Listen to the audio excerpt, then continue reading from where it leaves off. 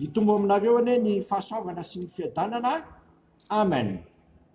Sotranao zay raha ianandanito no ny anomezanao anay ty ora sy fotoany ty zay zaranao aminay ny tsara indrindra de ny teninao zay marika manak'izay de vokiso zava-tso avy amin'ny teninao indray zay mananana hery sy faherezana anao ny sitraponao mandrakariva amin'ny zavatra rehetra.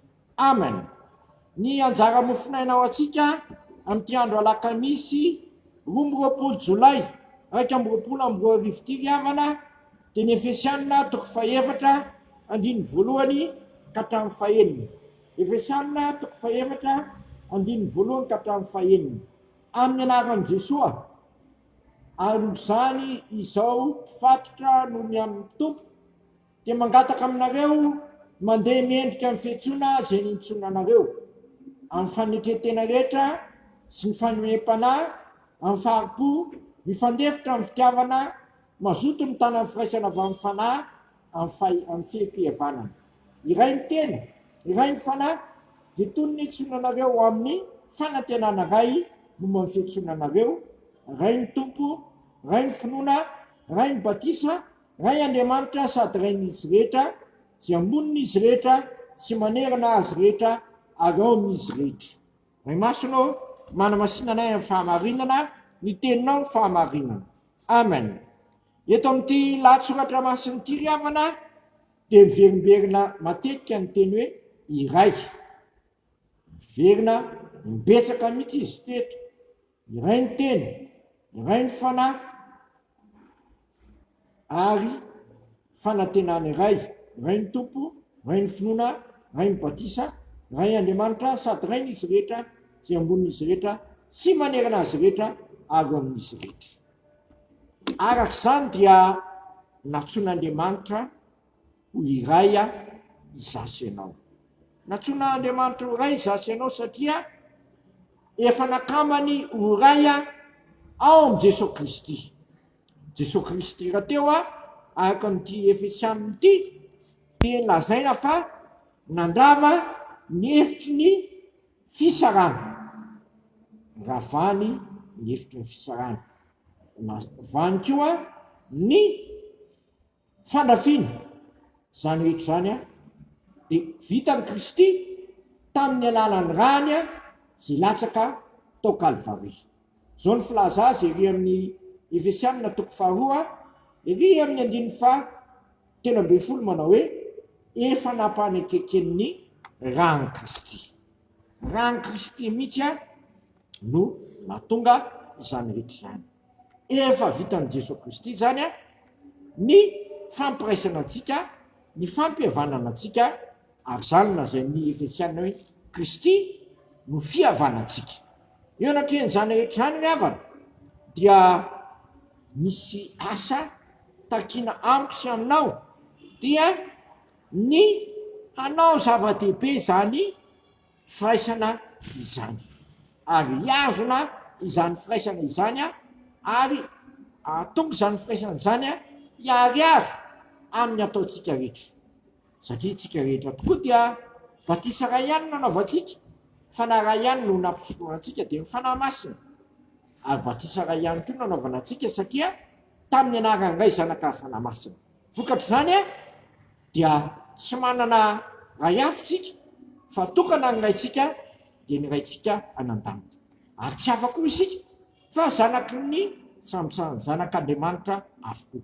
Eo anatrehan'izany dia lazaina mihitsy fa Andriamanitra zay manerana an'izy rehetra ary ao amin'izy rehetra. Zany le Andriamanitra ivavahantsika. Andriamanitra ray zay manerana an'izy rehetra ary ao amin'izy rehetra. Eo anatrehan'izany ary havana dia mahatanteraka zany amin'ny fiainantsika dia mila manetry tenitsika. Dikany hoe manetry tena fananao no maizy azy anao fa nataonao zava-dehibe de ny hafa. Rehefa zay nataontsika de tanteraka amintsika zany hoe fampiraisana zany.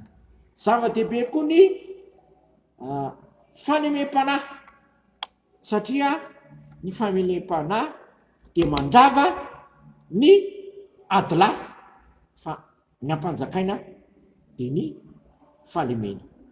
Oka samy zaka ny fahalemany tsirairay avy tsika, samy manana fahalemeny daholo tsika rehetra. Efa manaiky izany tsika dia lasa malemy fanahy amin'ny namantsika. Ary ambonin'izany rehetra izany, faripo tsy mora tezitra, ezahana ny ilana amin'ny fahatezerana, fa mifandefitra amin'ny zavatra rehetra. Tsy vitantsika rery zany raha tsy ny fanahy masin'Andriamanitra mihitsy no anatsika. Koa mangatà andro aman'alina ny fanahy masin'Andriamanitra no mahay mitarika atsika hanana ny toetran'Andriamanitra. Ny toetran'Andriamanitra raha teo dia manao zava-dehibe ny hafa fa tsy ny tenany. Foana mihitsy ny tenany ka nanekeny ho tahaka ny olona, ary tsy vita hoe tahaka ny olona ihany izy, fa nandreky tena ambany indrindra, satria nanaiky ho toy ny mpanompy andevo nanasa ny tompony mpianatra. Teo anatrehan'izany koa mbola nanetry tena lalina ihany koa izy nanaiky voombo teo amin'ny hazo fijaliana. Mahafantatrao moa ny olona ombona amin'ny hazo fijaliana, ny olomeloko, ny olona mpanao ratsy. Jesosy Kristy nefa dia nanaiky voombo teo amin'ny hazo fijaliana, moavitra no voatako, tsy ho anao ihany fa an'izao tontolo izao. Koa ankehitriny ary mandehana araka izay nentsonina ny tompo antsika dia andeha amin'ny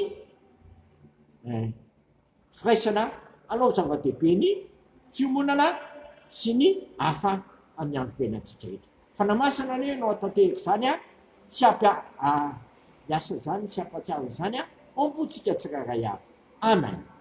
Manaksika dia raha sy misaotra anao izay raha eo fa tsy mitsahatra amin'ny mampianatra anay ianao tsy mitarika anay amin'ny fahatsarana, mina ny manana anay fiomonana sy ny firaisana.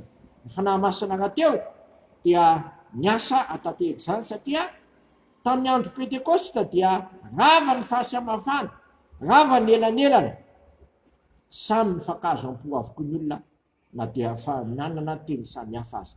Teo ny fananao masina na mifankazo na mpifandray. Teoko izany fananao masina izany ao aminay tsirairay avy vokatry ny nanan-kenay anao Jesosy tompo sy mpamonjy ny fiainanay.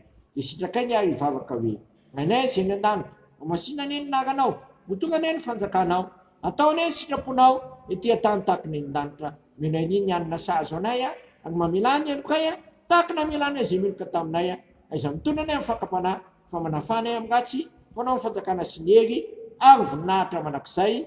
Amen. Ho tanterahany tompo amintsika anie tsotrotrano izay tononona amin'ny anaray zanaka fanahy masina zao raiso amin'ny finoana sy fanantenany zany. Fiadanana anie ho an'ny rahalahy ary fitiavana amin'ny finoana avy amin'Andriamanitra ray sy Jesosy Kristy tompo, ny fahasoavana anie ao amin'izay rehetra tiany Jesosy Kristy tompontsika amin'ny fitiavana tsy mety levina. Amen. Voninahitra anie ho an'Andriamanitra rery ihany amin'ny anaran'ny ray sy ny zanaka ary ny fanahy masina. Amen.